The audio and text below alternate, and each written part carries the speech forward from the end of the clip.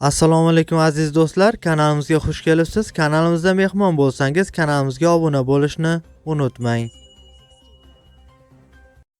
Markaziy bank tomonidan belgilangan xorijiy valyutalarni o'zbek so'miga nisbatan 24-avgust kuni uchun amal qiladigan qiymatini e'lon qildi.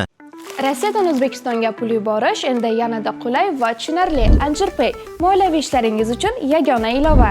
Rossiyadagi bank kartalaridan Humo, Uzkart va Visa kartalariga pul o'tkazmalari, shuningdek naqd pul yuborish xizmati ham mavjud.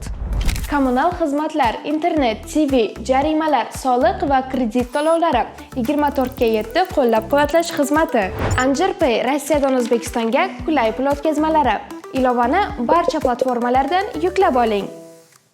Unga ko'ra dollarning rasmiy kursi 6 so'mga ko'tarilib, 1 AQSh dollari 11.853 so'm tashkil etdi. Bundan ko'rinadiki, 100 AQSh dollari 1.185.355 so'mga teng bo'ldi. Yevro kursi esa 26 so'mga ko'tarilib, 1 yevro 13.869 so'm tashkil etdi. Bundan ko'rinadiki, 100 yevro 1.386.984 so'mga teng bo'ldi. Rossiya rubli kursi esa 0.42 so'mga ko'tarilib, 1 Rossiya rubli 141 so'm tashkil etdi. Bundan ko'rinadiki, 1000 Rossiya rubli 141.860 so'mga teng bo'ldi. Qozoq tangasi esa 0.12 so'mga pastlab, 1 qozoq tangasi 25 so'm tashkil etdi. Bundan ko'rinadiki, 1000 qozoq tangasi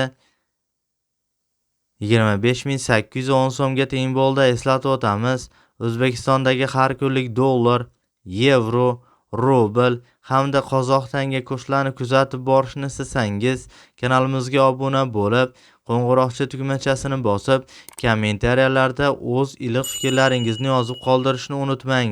E'tiboringiz uchun barchangizga kattakon rahmatlar aytib qolamiz.